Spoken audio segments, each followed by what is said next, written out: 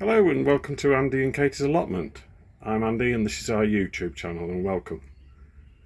This is our June tour.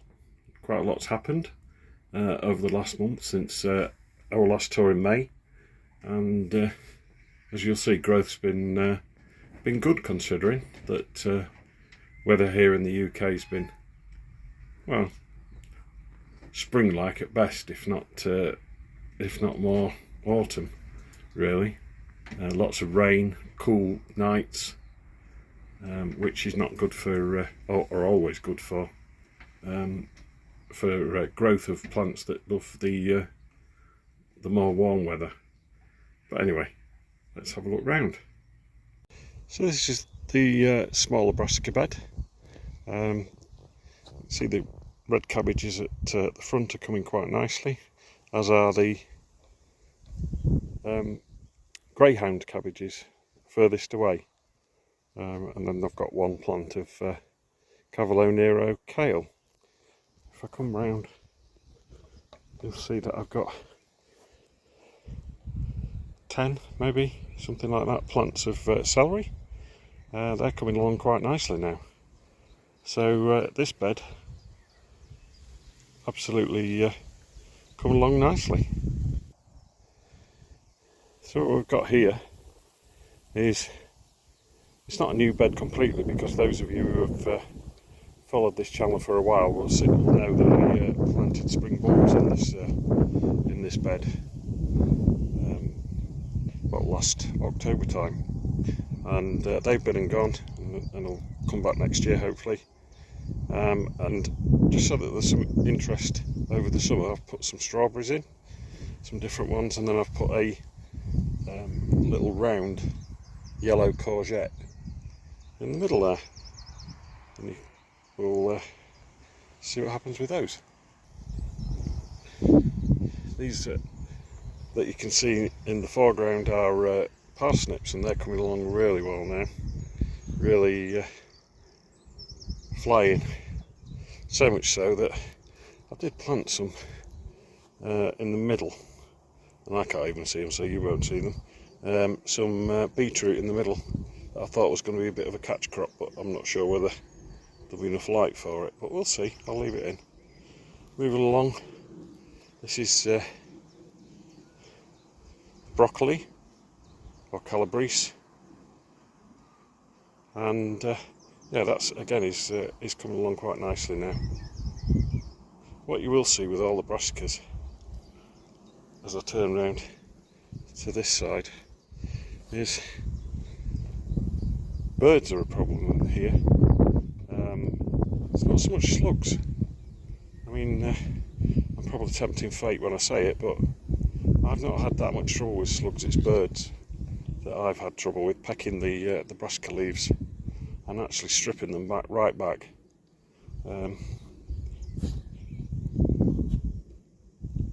These are the broad beans, and as you can see, I've had an infestation of some kind of black fly. I think there is a black bean fly that loves any kind of beans, and yeah, these have definitely got that, but they are producing some beans, and the bugs are providing the ladybirds with lots of food. So they are not covered in ladybirds, but there's a lot. So to show you where the crop is, if I come around this side, see there, look, coming nicely now. So hopefully the flies won't have affected the actual crop, just the plants themselves. Moving along the brassica bed, we've got Brussels sprouts. They're coming along really nicely now, with birds don't seem to have really touched them, which is more than can be said for the Savoy cabbage.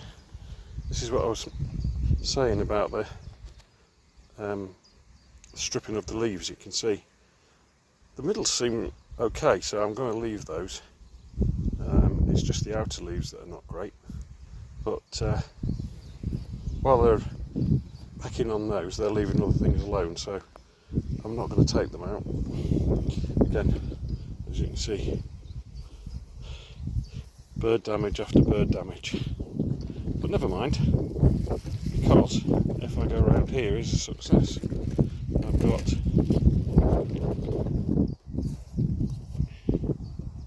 brown onions, and if I take you down there, I've already taken about 3 or 4, about that size, but I think they are still going to grow, because I'm told that the way to tell if an onion is ready is when the tops start to die and bend over. Whereas you can see, if I do a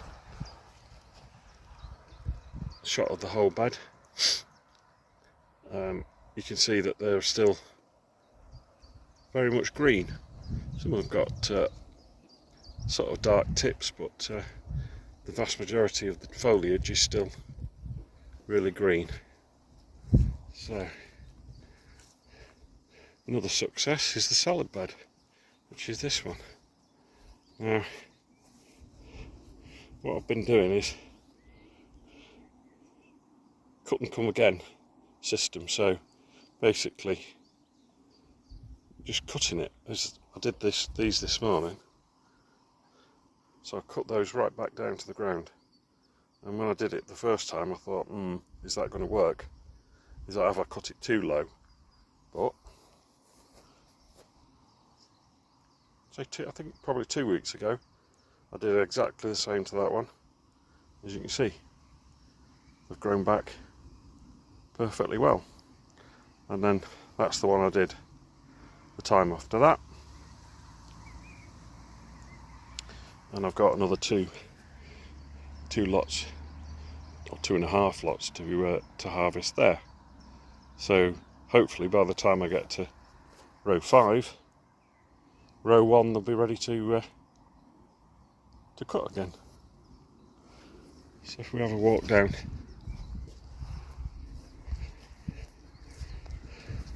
again, this is hot off the press.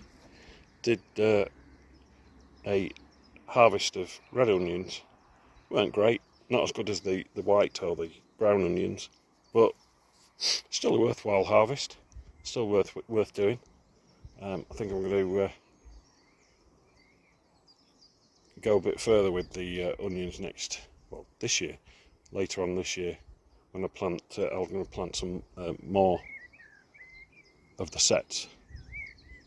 The plants that you can see there nearest the camera is a courgette, and then we got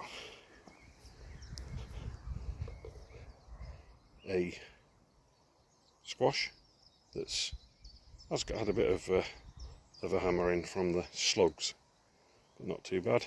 And then furthest away, next to the bottle there, is a cucumber, which is going a bit yellow, and I attribute that to the cold nighttime temperatures, because cucumbers and all of the heat loving plants don't like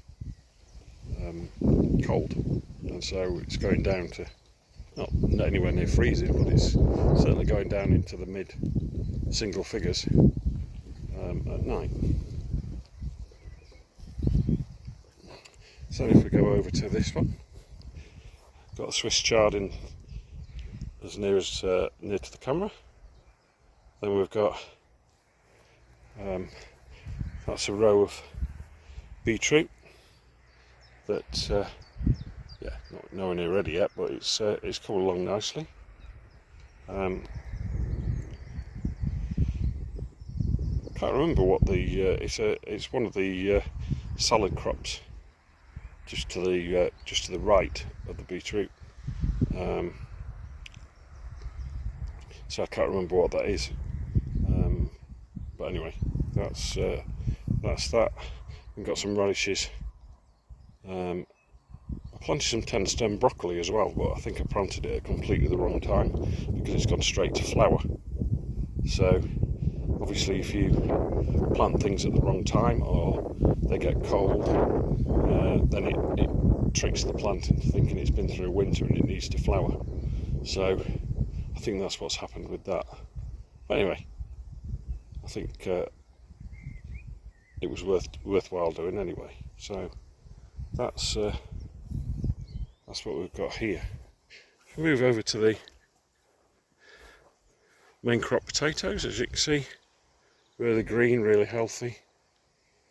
A couple of months off harvest yet, so yeah, not just leaving them to it.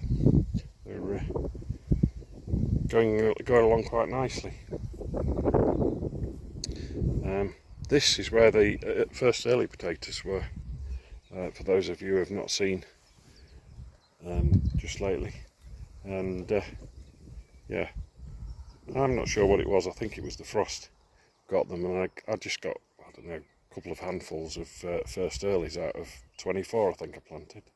So yeah, maybe that's a lesson for next year to plant them a little bit later than what I did. But what we have got in here is, those are blotto beans. So again, I think the yellowing is the temperature, because they again like the warm, but still they're alive, and I think sometimes that's all you can be thankful for. We've got a squash plant next to, along with the weeds. Yeah, this is a bed that I do need to pay some attention to as far as weeding is concerned. Then we've got sweet corn, so I planted quite a few sweet corn plants here, and yeah, they're going along quite nicely. They do say, there's a saying as far as sweet corn is concerned, it should be knee high by the 4th of July. So we're sort of midway through June at the minute, so still got time to go, but whether it's going to be knee high or not, I don't know. But yeah, again, like I said, it's alive. And we move over to the carrots. Like a few off here so far. The little red cord, little round ones. They're really nice and sweet. One of the main successes is here, because we've got Monge 2 and the sugar snap peas. So the ones that we're looking at now are the sugar snap peas mostly, and so they're the ones that swell up, but you still eat the whole thing. And then the Monge 2 are the flat ones. Now, believe it or not, I've had over a whole carrier bag full of peas and peas from this this section. So they are prolific this year. I think the weather must have been in their favour, because I only picked them 3 or 4 days ago. As you can see, next lot's already ready. Don't want to leave them too long, but I've just there's a limit to how many things you can do with Monge 2. But you know, it is one of the big successes. These are normal peas for pods. They're not ready yet, most of them. There's the odd one that is, but I'm going to leave them and just harvest them all in one go, because otherwise I don't think it will be a worthwhile harvest, because just to do them a few at a time, you're not really going to get a meal. So I'm just going to wait. If you leave them on the plant, I've been told that they don't go starchy or horrible, that they are fine. As you can see, there's ones here that are really nice and probably ready, but let's open one and have a look. Do it with one hand.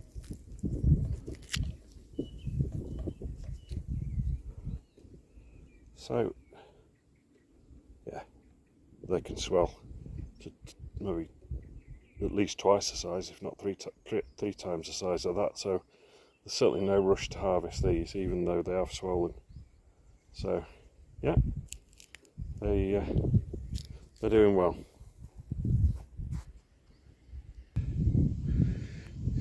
Just a quick look at my obsession, the compost. Coming along quite nicely now. It's probably 2/3 of the way full. I'll probably fill it, if you look at the back of the pallet, to where the wood, there's a gap where there's some brambles growing through. Probably fill it to there, because otherwise the stuff will fall through the back, I think. So I'll probably fill it to there, and then what I'm planning on doing is going from that one. So we'll fill that one, as I say, until it gets to the top of that wood, and then I'll start with that one as bay 2. So that'll be the next one, and as soon as get going with that one, it doesn't need to be anywhere near full, but as soon as we get going for that one, the one that I've just shown you, that one, I will turn into there, and then when the bay behind me that I've just shown you is full, that will go on top. So there'll be 2 bays, bays 1 and 2, or 1 and 3, whichever way you look at it, going into this bay, and this will be the final. This will stay there then until the compost is finished. So it's a 3-bay system. This is the second early potatoes,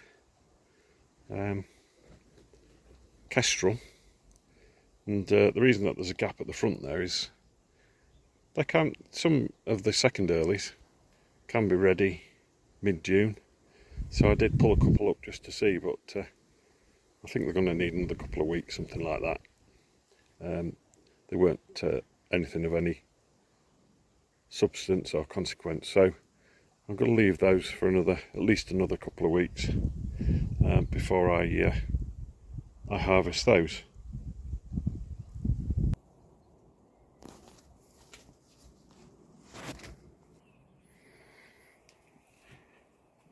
So here we are in the greenhouse to finish off. So we've got some autumn brassicas there, all labelled up, green Romanesco, some Brunswick cabbage, which is like a big one, big leafy one, some Caraflex, which is more, I think, of a hispy type cabbage, Maribel, I'm not sure what that is, and then the Savoys at the back. So then the next one I've got is some pak choi, and then some more that I've not really ever grown before. So, well, not ever grown before. So I've got some Japanese greens, some Chinese kale, some claytonia, which is more of a winter type vegetable. Then two other ones that I've heard of is the kohlrabi, and at the far side is some fennel. So we've got loads of different peppers and chilies there. They're growing nicely. Next ones here, they're rainbow chard, so there's all different colours of chard there. I've got some coleus seeds in that round. I've got some coleus seedlings in that little round pot. Then just to the left there, that's Chinese cabbage, so that's the stuff that you can put into into stir fries. They're growing. I've got a couple of squash plants that I don't know whether they're going to make it or not because they're quite small still. Obviously they need to be a bit bigger than that. Purple sprouting broccoli, yeah, they're coming along nicely now. We'll be putting those out very soon. So then we've got furthest away is swede. Then we've got cauliflower, Cavolo Nero kale, and nearest is some calabrese or some broccoli for the autumn. Under the bench there we've got some dwarf French beans, two different varieties. There's a purple one and a yellow one, so therefore they're coming along nicely. Right at the back there, we've got radicchios at the left, and let me just remind myself about what these are. Endives. So similar to lettuce, but for a colder time of the year. So then if we look down under the bench there, we've got some peppers and chilies. They're a bit further on. Then there's the tomatoes, cucumber nearest to me. Front left are aubergine, and then this is a cucumber that I grew, so I've banged that in to see if that'll grow, and we'll see where we go from there. So the grey bucket there that you can see with all the green in, that's peas for shoots, and the reason that they're looking a bit dishevelled at the minute is because I harvested them for the first time this morning to put in with the salad. So they'll grow back. That cutting back will stimulate them to grow. As you can see, flowers starting to come on the tomatoes. With them being in pots, I am going to feed them with with a tomato feed, an organic one. If they're in the ground, because it would be no dig, then they wouldn't need to be fed. The soil would do that. And there we go. You can see there's cucumbers first, nearest to me, and that one there is growing up nicely, growing up the string now, and so that'll climb its way up. And that's the end of the tour. Hope you've enjoyed it. If you have, and you're a first time viewer, then please subscribe. Hit that subscribe button for us. It really does encourage us and help us when we see new people subscribing. As I said in my last video, I've now passed 100 subscribers, which I think is fantastic for just somebody who, say, this is far from a how-to video, it's more of a what I'm doing type video. So I really am grateful for people that have subscribed, and hope that people will continue to do so. If you are already a subscriber, then press the notification button, and then you'll get updates with every time that I put some new videos on. So that's the June tour, and hope you've enjoyed it, as I said, and happy gardening.